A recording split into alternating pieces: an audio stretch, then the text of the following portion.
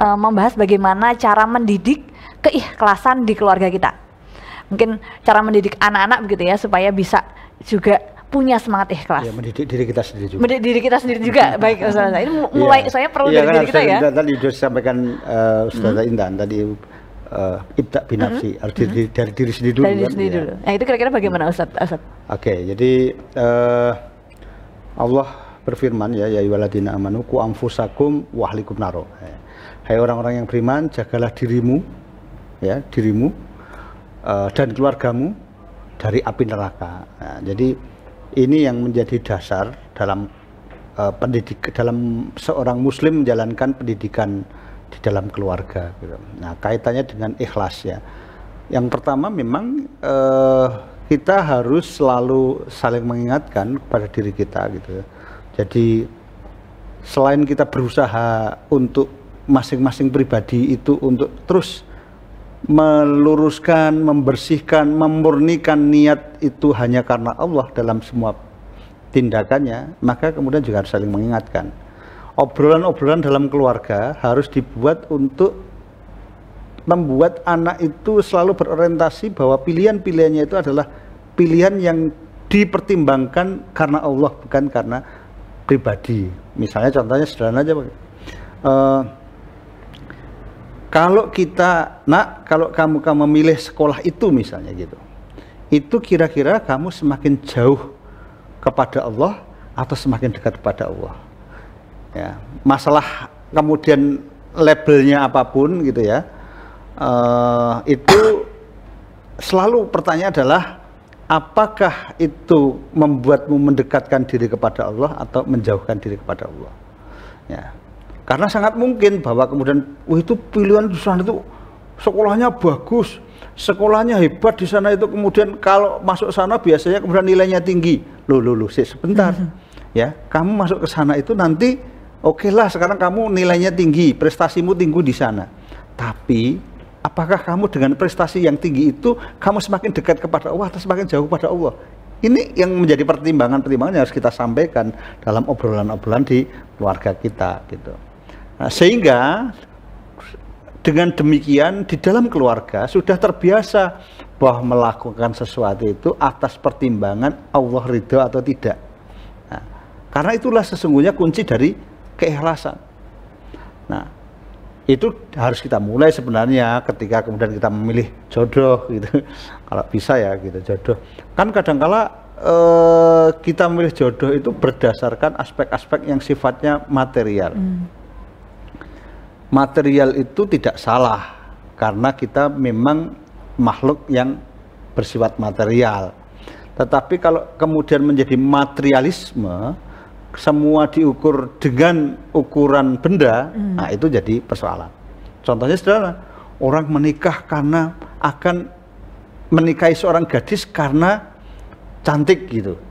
Cantik itu kan sekarang, 5 tahun lagi, 10 tahun lagi, 15 tahun lagi masih cantik nggak? Cantik sekali. Ada yang lebih cantik barangkali gitu kan? Tergantung kosmetiknya. Gitu. Ya nanti berarti kan lebih mencintai kosmetiknya. Gitu. Jangan-jangan kalau kemudian mencintai karena kosmetiknya malah kemudian aku tergoda dengan pengusaha atau kemudian penjual kosmetik. Modelnya kan gitu. Nah, jadi kalau itu pilihannya karena cantik gitu, maka kemudian ya mungkin hanya bertahan seminggu, 2 minggu, sebulan, 2 bulan, 1 tahun. Karena kemudian lama-kelamaan kalau dilihat itu kan yang namanya cantik itu ada faktor, bahasa Inggrisnya faktor bosen. Kalau dalam kan ada hukum gosen, no? Kalau di Indonesia itu ada hukum bosen. Semakin kita memiliki sesuatu, semakin kita bertemu dengan sesuatu itu lama-kelamaan ya ada bosannya kalau itu pertimbangannya adalah pertimbangan material. Nah, tetapi kalau pertimbangannya adalah pertimbangan spiritual, pertimbangannya adalah tadi yang kita sebut dengan ikhlas tadi karena Allah, maka pertemuan-pertemuan kita dengan siapapun itu yang kita temukan adalah Allah di sana gitu. Kita bertemu dengan istri kita, nah kita bertemu Allah. Nggak boleh kita menyakiti istri, nggak boleh kita menyakiti anak kita. Kenapa? Karena dia adalah perwujudan Allah di dalam kehidupan kita. Maksudnya adalah dia adalah amanah Allah yang diberikan kepada kita gitu. yang harus kita cintai. Nah, maka dengan demikian ketika kita dengan istri kita mencintai itu bukan berarti kemudian kita akan melepaskan diri dari Allah. Oh, katanya kamu mencintai karena Allah, kok kemudian kamu begitu mencintai istri? Loh, saya mencintai istri itu karena Allah. Jadi ini adalah perintah Allah, saya mencintai istri itu gitu. Kalau mencintai istri tetangga itu yang jadi masalah kan gitu. Karena berarti melanggar larangan Allah gitu. Tetapi kalau kemudian mencintai istri kita itu karena Allah. Kenapa? Karena itu perintah Allah. Konsekuensinya mencintai karena Allah, maka kita semakin mencintai istri kita karena itu adalah perintah Allah. Kalau kita kemudian mencintai anak kita, itu adalah konsekuensi dari cinta kita kepada Allah. Kenapa? Karena Allah memerintahkan kita untuk berbuat baik kepada anak kita, mencintai anak kita. Sehingga tidak ada kontradiksi cinta kepada Allah dan cinta kepada manusia, istri gitu ya. Walaupun di masa Rasulullah pernah kemudian memerintahkan seorang itu bercerai karena apa? Karena kemudian cintanya dia kepada istrinya itu jauh melebihi cinta kepada Allah. Nah, ukurannya apa? Ukurannya adalah ketika dia mencintai istri itu, kemudian justru hal-hal yang wajib, hal-hal yang seharusnya dilakukan karena Allah malah ditinggalkan. Nah, itu berarti dia lebih mencintai istrinya ketimbang mencintai Allah. Itu yang kemudian tidak boleh, berarti ada hak Allah yang dilanggar. Atau mungkin istilahnya bahwa justru yang seharusnya ketika dia itu mencintai karena Allah, maka dia kemudian semakin taat kepada ajaran Allah, ternyata kemudian justru dia semakin tidak taat. Nah, itu berarti ada aspek kecintaan yang di luar cinta kepada Allah, yang itu yang harus dihindari. Nah, itu yang obrolan-obrolan, suasana-suasana seperti itulah yang harus kita biasakan di dalam rumah, sehingga tanpa harus dikatakan bahwa kamu harus ikhlas, dengan sendirinya anak kemudian selalu pilihan-pilihannya adalah orientasi kepada Allah.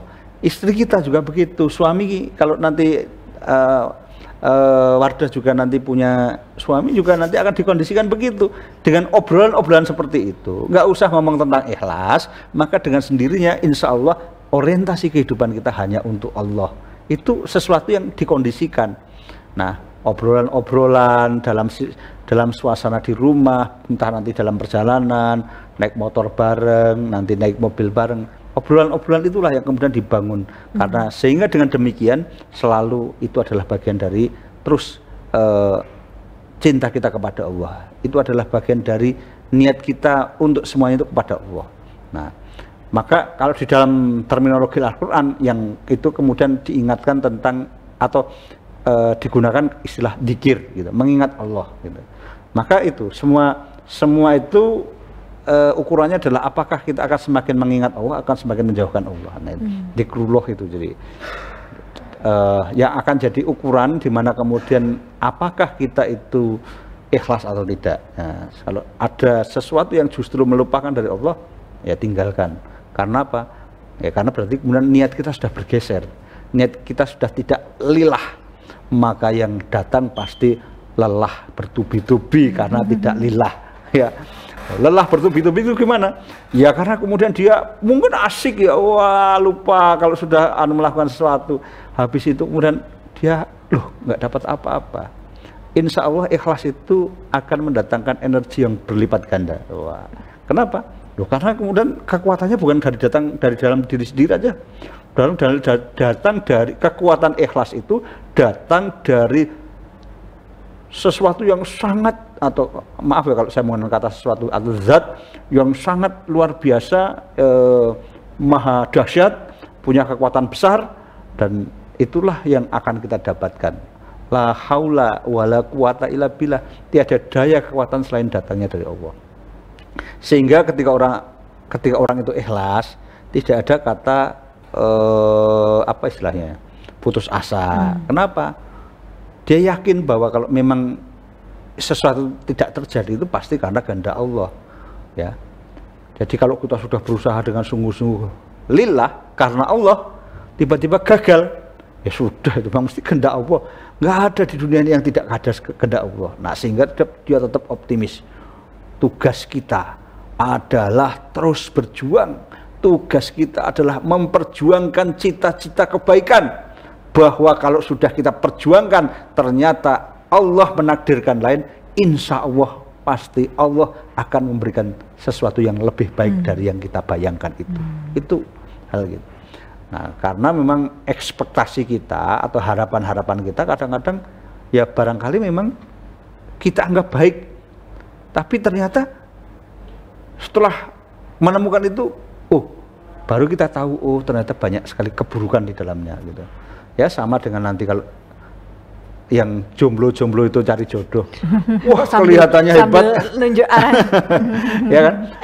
Ya ada orang jomblo-jomblo yang kelihatannya hebat, wah itu hebat, wah dia pasangan saya yang ideal, wah setelah sampai di rumah jadi suami, ternyata kemudian banyak sekali keburukan. Nah, itu gitu. Nah maka pilihan kita yang diberikan Allah itu pasti adalah pilihan yang terbaik, itu harus diyakini.